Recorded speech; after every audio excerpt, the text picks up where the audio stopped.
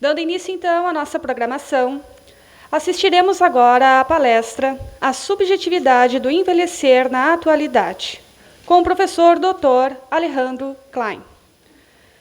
Dr. Alejandro é professor pesquisador da Universidade de Guanajuato, professor da Universidade de Oxford, nos Estados Unidos. É autor de diversos livros especializados em família, gerações e sociedade do envelhecimento. É membro e afiliado do Instituto de Longevidade da Universidade de Oxford. Com vocês, então, professor Alejandro Klein. Por aqui, professor, por favor.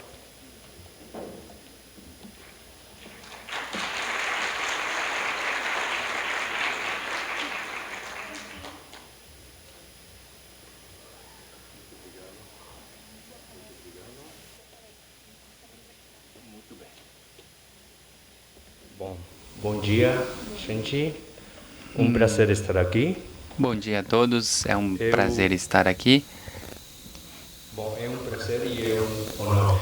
É uma honra também estar aqui neste dia.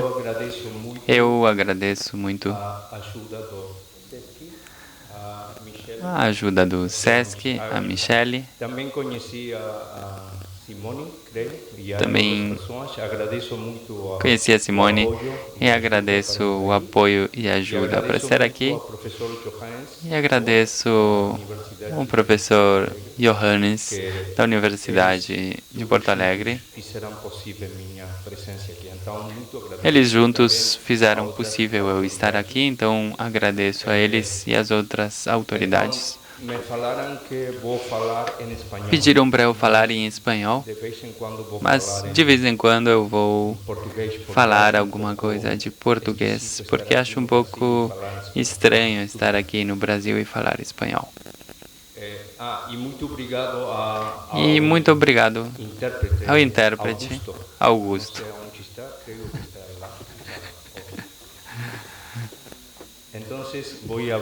Então eu vou falar em espanhol. Vocês estão ouvindo em português? Se der algum problema, vocês me pedem, eu posso falar em português também.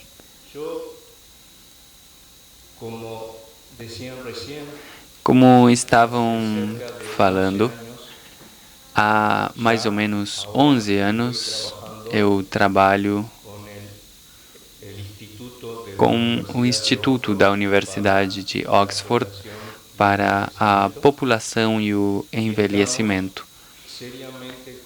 E nós estamos seriamente comprometidos com tentar compreender algo que, na verdade, ainda não está muito claro. Nós estamos tentando entender coisas que até agora não são muito claras. Porque eu quero começar, então, se vocês me permitem, com uma pergunta. Essas pessoas que estavam aqui, adoráveis, essas pessoas dançando, cansando, compartilhando emoções, são pessoas velhas? Vocês acham? Eu acho que não. Não são pessoas velhas.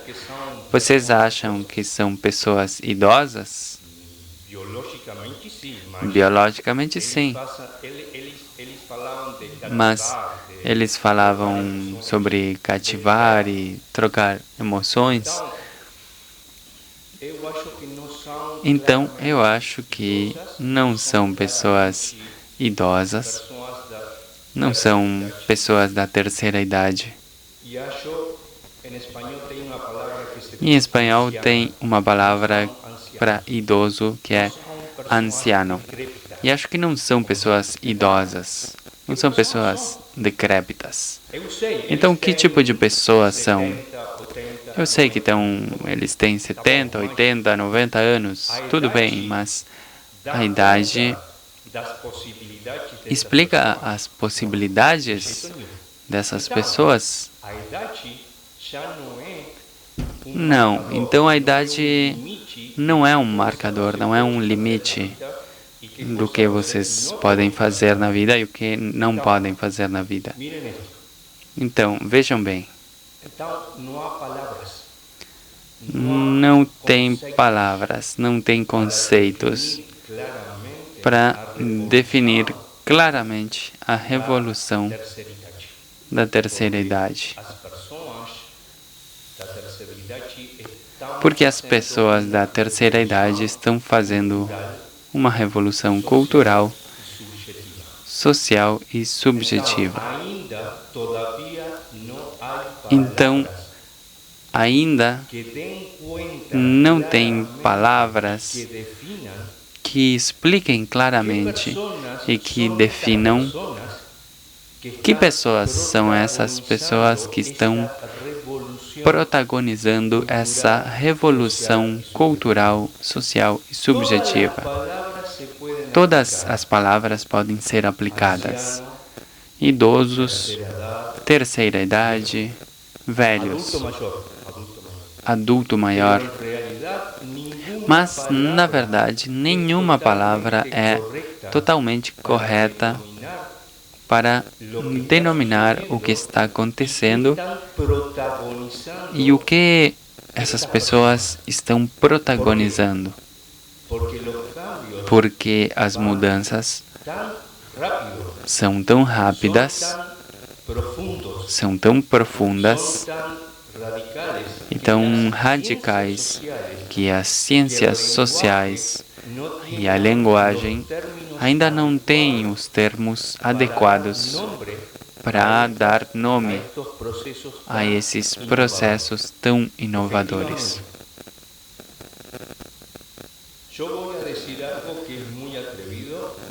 Eu vou dizer algo que é um pouco ousado e peço desculpas por isso, mas eu acho que a terceira idade não é uma idade, porque a idade hoje não define mais nada. Eu acho, e eu peço desculpas por esse conceito um pouco forte, eu acho que a terceira idade é um território de alta experimentação subjetiva. Não é uma idade, é um território de experimentação. Como? Mas as outras pessoas não experimentam? Não têm experiências? Os adolescentes, os adultos? Então, eu vou pedir desculpas de novo, mas vou dizer algo muito forte. Do meu ponto de vista, não. Os adolescentes, infelizmente, perderam o lugar que eles tinham na nossa sociedade. Eles não têm mais. O adolescente era aquele que tinha o futuro, quem iria construir a nova sociedade.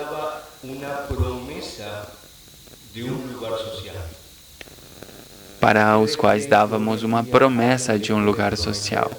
Vocês acham que hoje alguém pode prometer alguma coisa a um adolescente? Alguém pode falar para um adolescente, estuda 20 anos e tu vai ter um lugar honesto e digno na sociedade? Alguém pode fazer isso? Não, ninguém. Porque é impossível. Porque as estruturas que faziam possível a integração dentro da sociedade estão esgotadas. Então, os adolescentes hoje não têm uma experiência de renovação subjetiva. E os adultos também, o que está acontecendo com os adultos? O que está acontecendo com os pais? Eu acho que os pais hoje não têm muito claro como ser pais. Isso eu chamo de estrutura de pais esgotados. Os pais estão esgotados. Viver em sociedade hoje é muito difícil, é muito ruim. Você pode ter um emprego hoje e amanhã não ter mais emprego. E isso é muito ruim. Nós podemos poupar hoje e amanhã perder a casa, perder o carro. Isso é muito ruim. estamos dentro de uma sociedade de alta precariedade.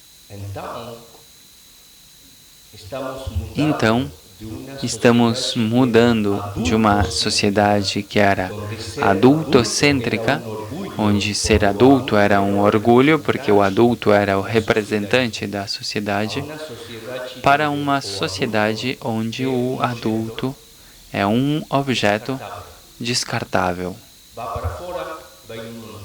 Pode ser jogado fora e vem outro novo.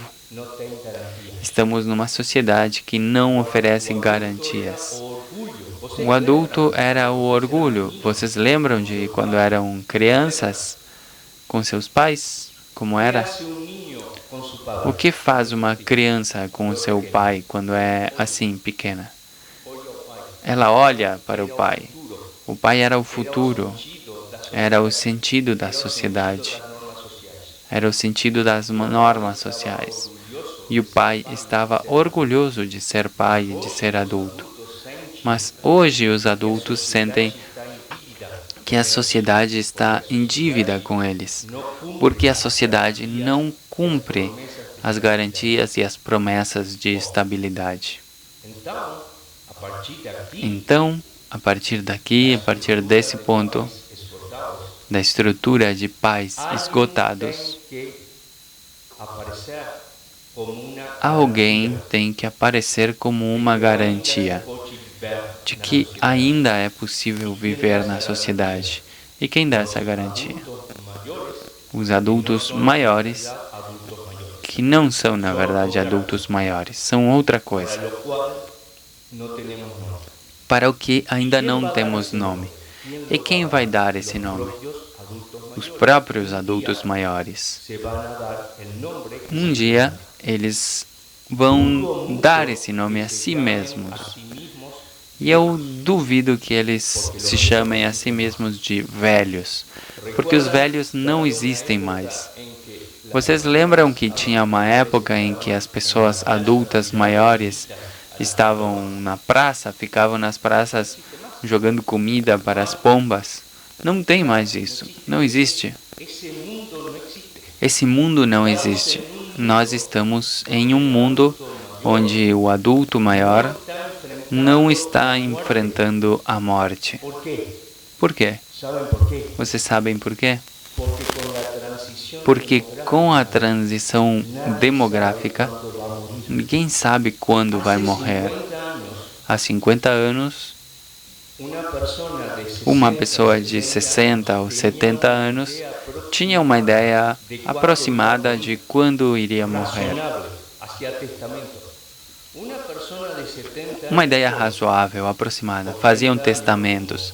Uma pessoa de 70, 80 anos, hoje, como meu amigo Roberto, não tem por que pensar que vai morrer. Porque as pessoas vivem cada vez mais. A vida se prolonga cada vez mais. Então, antes a vida terminava nos 70 anos. Hoje, onde termina a vida? Ninguém sabe. Uma criança, hoje, no Japão, uma criança que nascer hoje no Japão, provavelmente vai viver 90 anos. Mas daqui a 10 anos, a criança que nascer daqui a 10 anos vai viver 100 anos. E qual é o limite? Eu não vou dizer isso, eu não sei. Segundo o Dr. Leeson, que ele é o culpado por isso, de Oxford, ele diz que não tem limite. Quanto vamos viver? Vamos viver 120 anos? É razoável. Acho que eu posso pensar que é razoável, mas podemos viver 140? E se nós vivermos 150 anos, vocês conseguem imaginar? Uma pessoa que se aposenta com 60 anos tem aproximadamente 80 anos mais para viver. Portanto, isso é impressionante. A terceira idade não é o fim. é a continuação. E isso é uma mudança radical. É o terreno da segunda oportunidade, da terceira oportunidade. E é lógico. E o que fazem as pessoas, então? As pessoas fazem parte de grupos, fazem dança, teatro, mas não só isso. Buscam um novo companheiro, companheira, buscam um novo amor. E por que não fazer isso? Tem todo o direito do mundo. Vou falar sobre um assunto tabu, mas não se incomodem comigo. As pessoas têm sexo também. As pessoas da terceira idade. Antes era um escândalo. Como uma pessoa da terceira idade teria sexo? Não, agora sim, tem sexo e passam ótimos momentos com isso e tem direito a isso. Se essas pessoas têm mais 80 anos de vida, tem sexo, óbvio. Como não vão fazer isso? Trocaram as noções. Então, isso é o que nós chamamos de campo de alta experimentação subjetiva. Não quer dizer que a morte é adiada. Não é isso. A vida é prolongada indefinidamente. Então, por outro lado, os avós e avós, aqui entre vocês tem avós, tem vós e vós?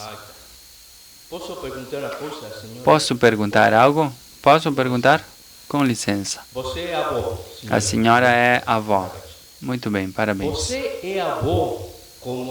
A senhora é a mesma avó que a sua avó era com você? Essa é a questão. Esse é o segredo das coisas. Os avós de hoje não querem ser como os avós que eles tiveram. Vocês lembram dos seus avós? Vocês lembram que eram umas figuras muito grandes, sérias? Vocês tinham muito respeito. Era uma autoridade. E a senhora quer ser uma pessoa de autoridade? Ou a senhora quer falar, quer conversar com os netos? Claro, isso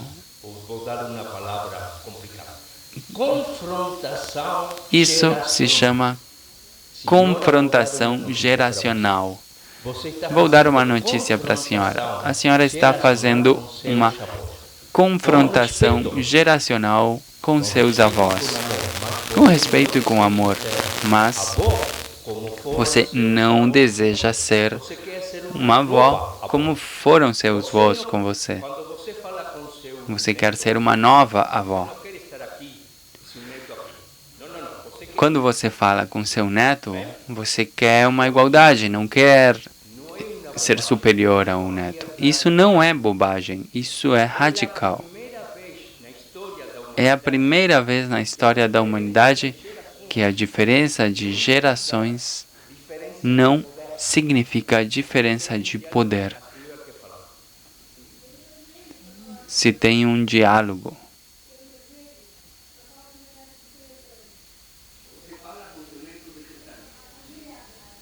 A senhora fala com seu neto de 3 anos.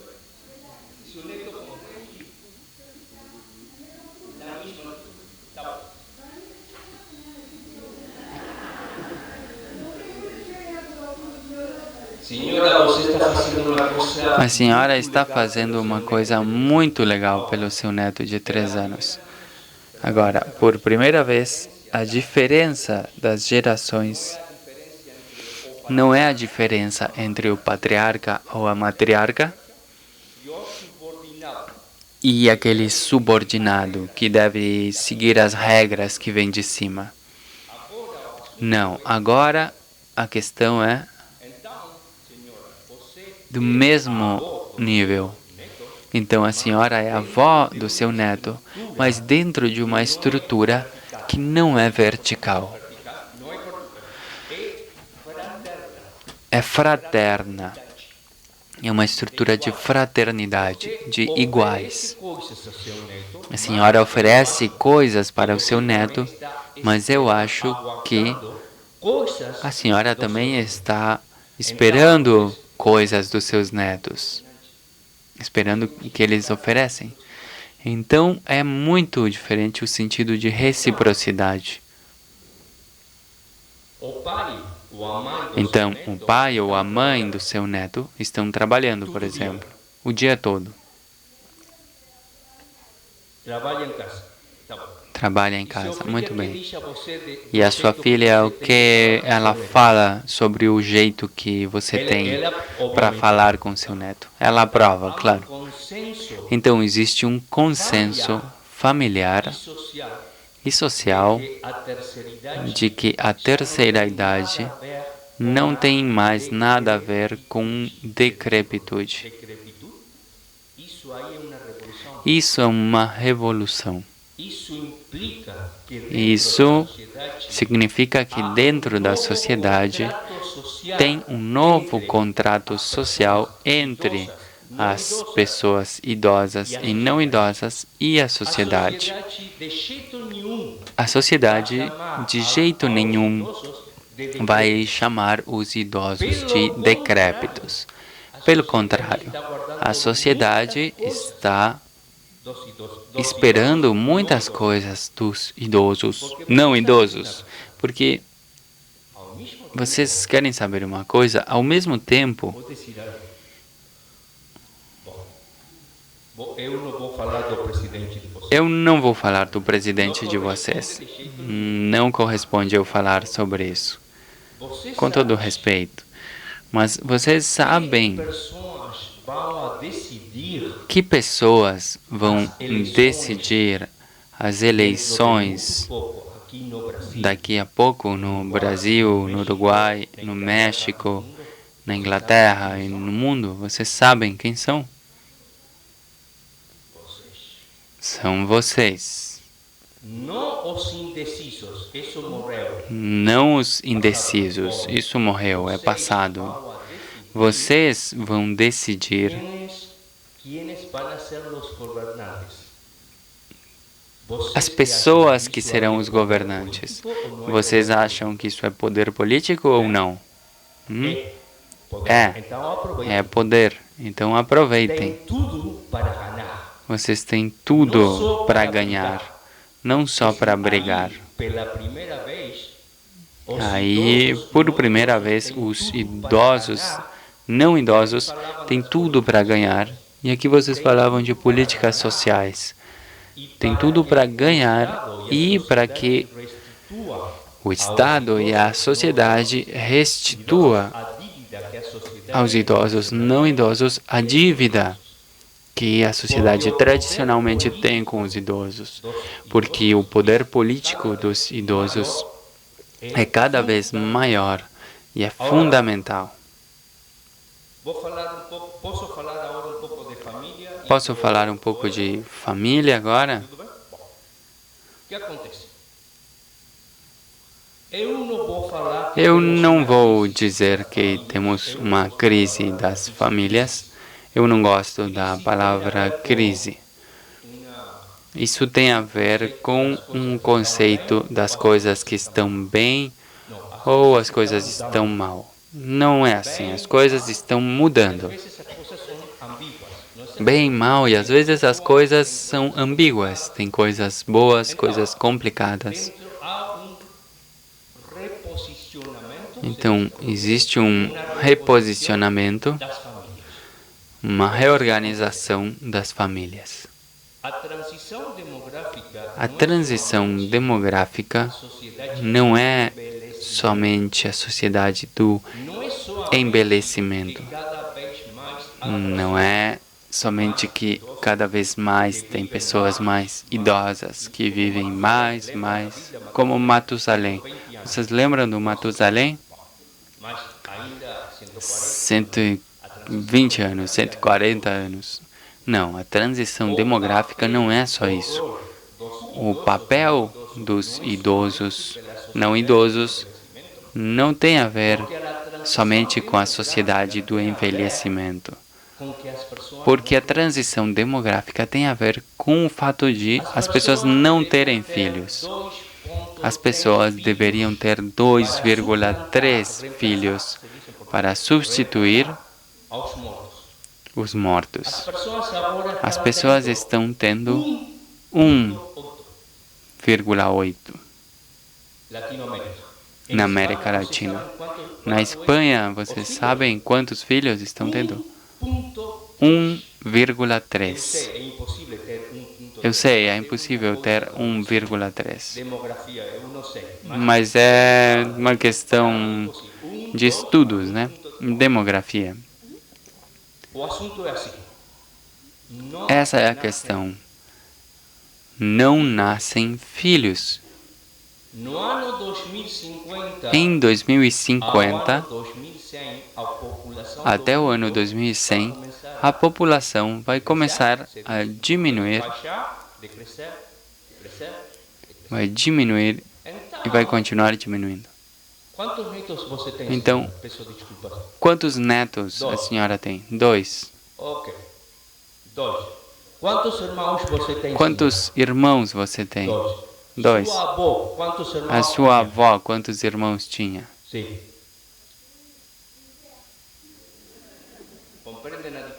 Vocês veem a diferença? São 2 gerações atrás, eram 10 filhos. 10 gerações e são 2 filhos. 10 filhos e 2 filhos. Vocês não acham que é uma revolução absoluta? De 10 para 2 filhos em 2 gerações. Aqui, agora, 2. Daqui a 2 gerações, vai ser 1 filho. Ou 0 filhos. Porque o que vai acontecer quando um número não for 2,3, 1,8, 1,3? Quando esse número for 0,5, por exemplo. Quer dizer que de 2 famílias, de 2 casais, um casal vai ter 1 filho. E o que acontecerá daqui a 200 anos, quando for 0,25? De 4 casais, um casal vai ter 1 filho e os outros 3 não vão ter filhos. Vocês entendem o que isso significa? Johannes, o mundo vai precisar de menos professores, porque menos pessoas vão estudar. Claro, nós não vamos estar mais trabalhando. Só vamos ter professores para idosos, não idosos. Vocês entendem o ponto fundamental da revolução das famílias? A figura do irmão vai sumir. As pessoas não vão ter irmãos. Não somente isso. As pessoas não vão ter tios. Talvez as pessoas não tenham primos. Nossa Senhora, vocês acham que isso é uma revolução? Então, o que acontece?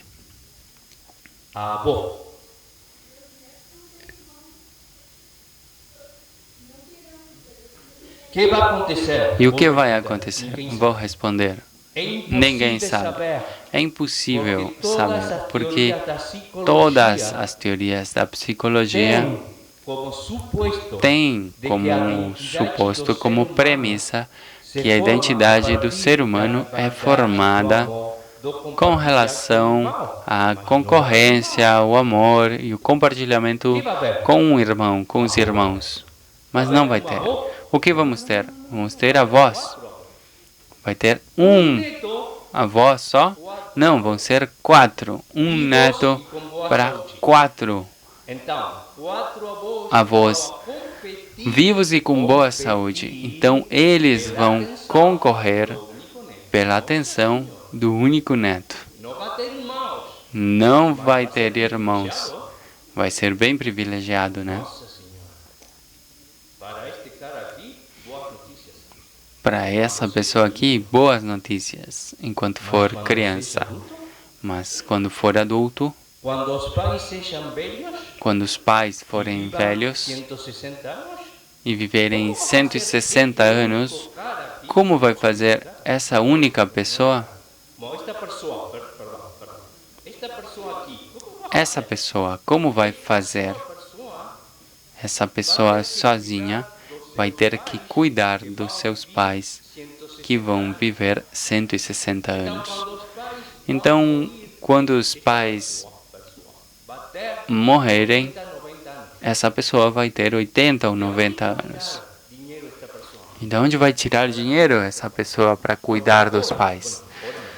Porque há 2 gerações, os 4 filhos compartilhavam os custos, as despesas e o tempo para cuidar dos pais. Então, vamos ter uma pessoa que, quando for criança, será o rei do mundo. Narcisisticamente, será o rei do mundo. Mas, quando for adulto, como é que vai fazer?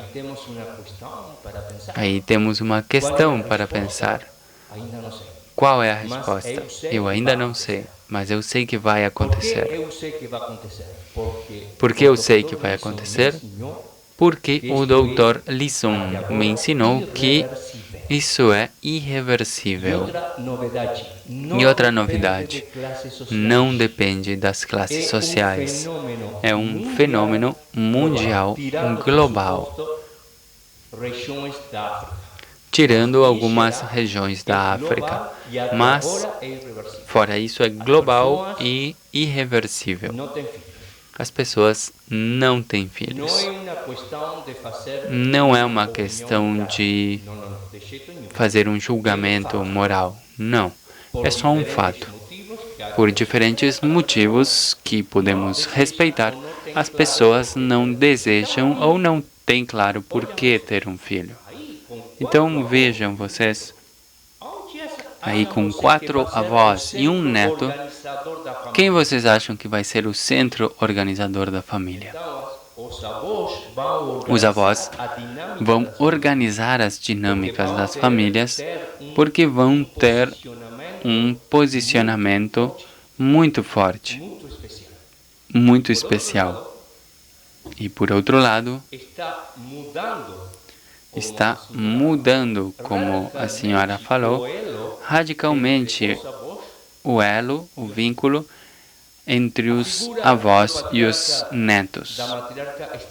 A figura do patriarca e da matriarca está esgotada.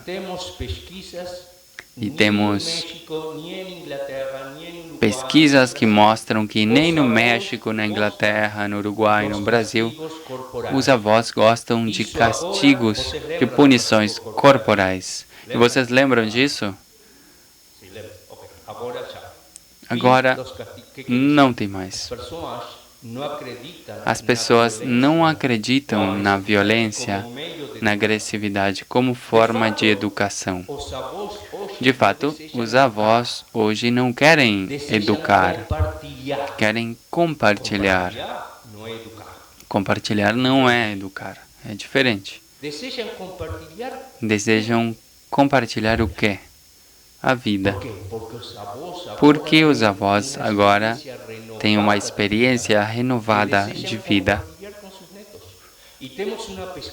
Desejam compartilhar com os netos. Temos uma pesquisa muito bonita que mostra que os netos falam também. E falam de um jeito tranquilo, que emociona. A minha avó me falou da sexualidade dela com seu namorado. E os netos também falam de sexualidade e pedem dicas aos avós de como exercer essa sexualidade com o seu par. Compartilham. Aí temos uma estrutura de diálogo intergeracional que é muito importante e eu acho, além disso, que é muito impressionante. E antes de esquecer, vou dizer algo. Na América Latina, se fala que no Uruguai e Cuba estão no topo dessa transição demográfica. Mas isso não é mais assim. Vocês, no Brasil, o Brasil e o México agora estão no topo da transição demográfica. Isso significa que vocês, no Brasil, estão fazendo a transição demográfica muito mais rápido agora, como se fosse um trem, muito mais rápido do que foi em Cuba ou no Uruguai. Então, pessoas do governo, prestem atenção nisso, porque temos que fazer muitas mudanças. Agora, por isso,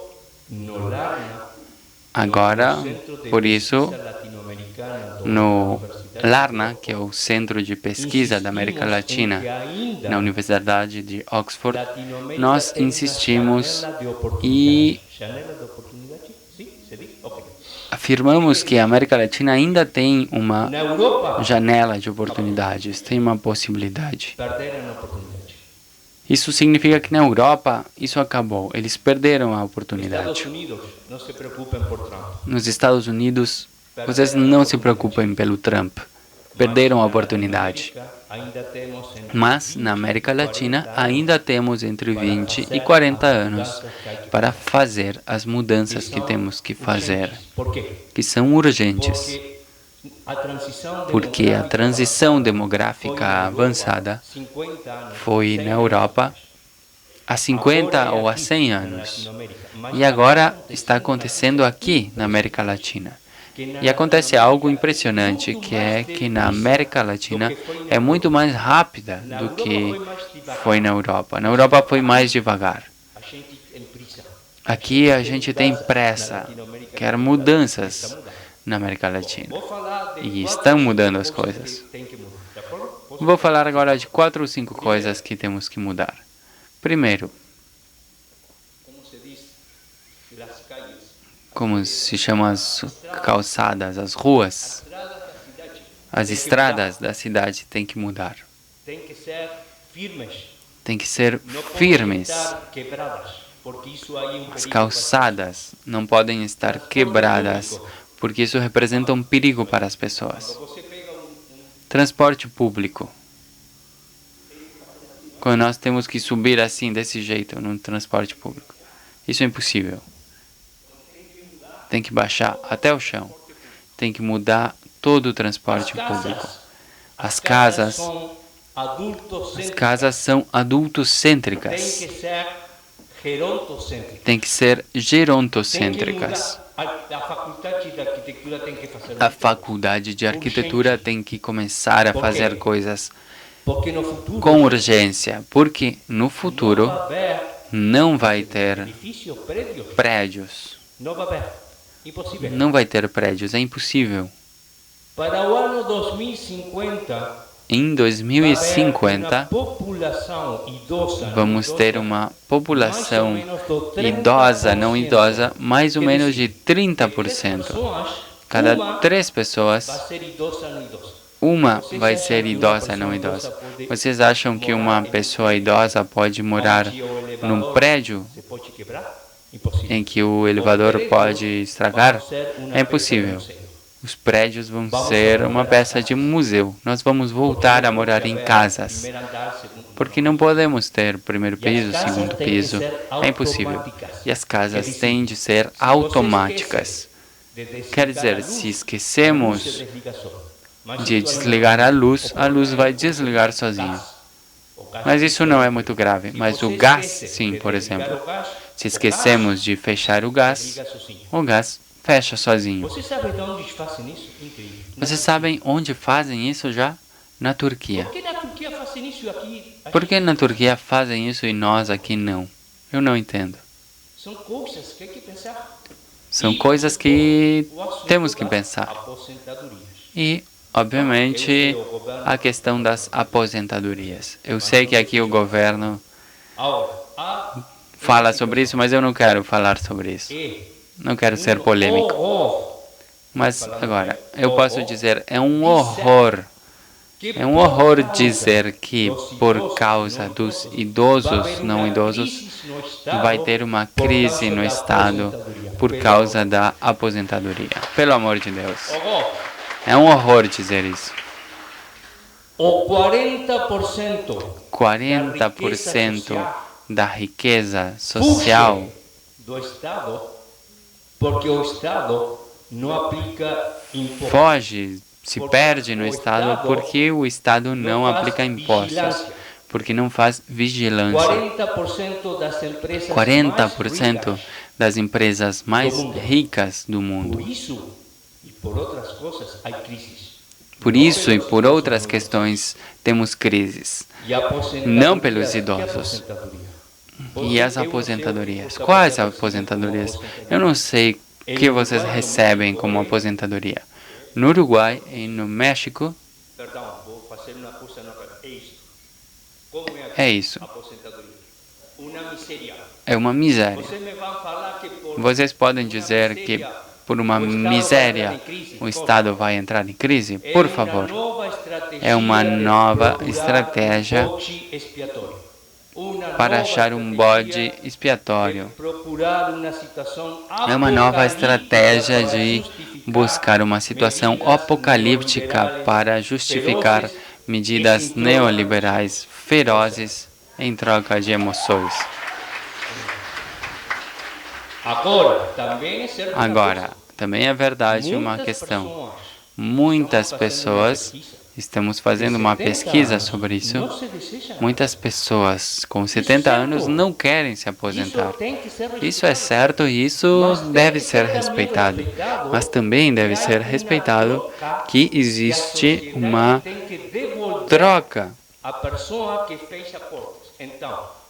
As pessoas, a sociedade tem que devolver algo às pessoas que contribuíram. Então acho que tem que permanecer a aposentadoria, tem que continuar existindo e ao mesmo tempo dar a liberdade para a pessoa que quer continuar trabalhando. Para mim é razoável, mas ninguém fala disso, pela questão do bode expiatório. Eu posso dizer outra coisa que é politicamente incorreta, mas eu tenho que falar.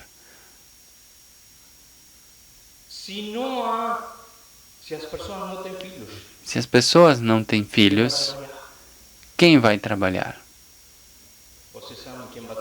Vocês sabem quem vai trabalhar? As máquinas não. Isso do Isaac Asimov, do autor de ficção científica, isso não dá. Mas sabes quem vão trabalhar? Os migrantes.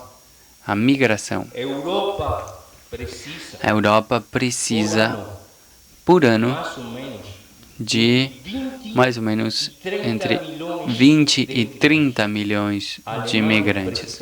A Alemanha precisa de 3,4 milhões por ano, porque não tem pessoas que trabalhem. Aqui no Brasil vai ser assim também. No México vai ser assim. No Uruguai também. Agora, vocês viram o que está acontecendo? Não sei se vocês viram o que está acontecendo por causa do Trump no México. O Trump falou, não vai ter mais migração. O presidente falou, tudo bem, vamos fechar a porta. Então, no momento em que temos que ter mais tolerância, mais respeito, mais abertura, a humanidade está mais neoliberal, mais racista, mais xenófoba do que nunca. Essa é a verdade. É politicamente incorreto, mas é verdade. Então, não estamos falando de soluções. O tempo todo estamos falando de problemas e estamos procurando um bode expiatório. Porque os migrantes vêm tirar o trabalho, vêm criar problemas, etc. Isso é o que nós gostamos de falar, mas não assim. Muito obrigado.